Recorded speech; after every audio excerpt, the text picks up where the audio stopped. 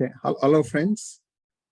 In this talk, we are going to be discussing about how to simulate out-of-memory error in Scala and how we can go about troubleshooting it, right? That's what we're going to be discussing. So for our to facilitate our discussion, here we have put together a very hypothetical sample Scala program. So let's look at this. So here there is this OOM app object, and this app object has an hash map data structure, right? It has an hash map. So it has the key and value both are string. That's what we're designing, seeing. Okay, so this is the main method. That is basically main method. This is the entry point to the application, this to the Scala application. So that when this program is launched, let's see what's going on. Here, within this main method, there's an infinite while loop. That means there's a non-terminating while loop. This thread loop keeps on repeating. Let's see what happens within this method. Here, there is this my map. This is this hash map. What we are doing here, we are adding to this hash map. Here, when the very first time this loop is coming in, the thread comes in, we say key plus counter. The counter value is 0. So it's going to say key 0. And then look at the value, what's adding. The value, it's trying to add a very large string 0. Right? So there's going to be key 0, value 0. And then here we're incrementing this counter. And now after the counter comes incremented, now the counter value becomes 1. Since this is a while loop is true again, so the thread comes again once again. And now it's going to insert our next record into this hash map. It's going to say key 1 and then a large string 1. Right? So like this, it goes on an infinite loop. That means it's going to go on and infinitely, it's going to keep on adding this hash map with the records. It's going to populate with the records.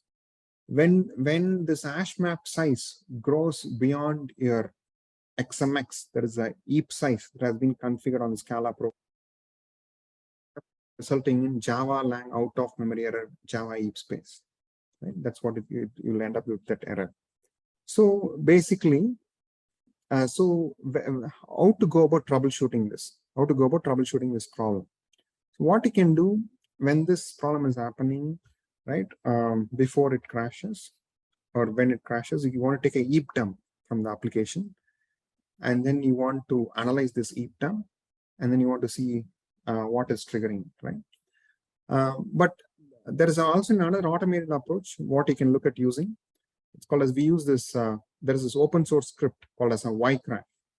So this yCrash script, it captures a 360-degree data from your application stack.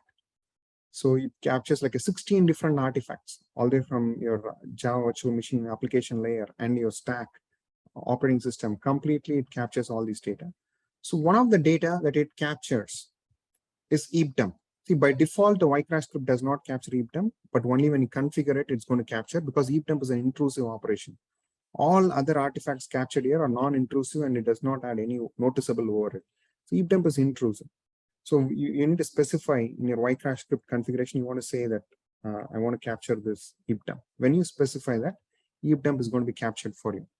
And then you can, yCrash, this is an open source script. It generates a bundle file with all these 16 artifacts, which you can take and you can do analysis. But also yCrash also provides a server which can analyze all these things and then presents you the result, right? So this is how that yCrash analysis report looks like when you capture when this Scala program was executed, right? So here it shows all those 16 artifacts analysis is presented here. You can click on any one of them to see the result. But here, since we are talking about the memory leak, right, we want to look into the heap. But here is this section, it already shows, okay, this is the thread which is holding on to 99% of heap size. So this may cause an issue, right? So let's click on the heap report. Coming in here it shows, okay, it shows all the largest objects which is there in memory. Here there is this one object here, this one, the OOM, right? OOM app. This is occupying like a 99% of memory. So if you want to see what it's doing, let's click on it. Here it points out, see, it clearly points out there is OOM app and this my map, which is the hash map data structure. it occupies 99% of memory. Here you can see this, the value here kind of occupies like 91%, and the keys in which occupies like a 4%, and the others all occupy remaining percentage, right? So I exactly know, okay, so this is the class, and this is the data structure, this is the variable which is growing to 19%. So equipped with this information, we can go about fixing the problem, right? Because I know now where which class, which data structure, and then I can go ahead and I can fix it, right? Okay. Any questions, friends, on this? Okay. Thank you very much for listening to this talk. I will catch up with you at another interesting session. Thank you, guys.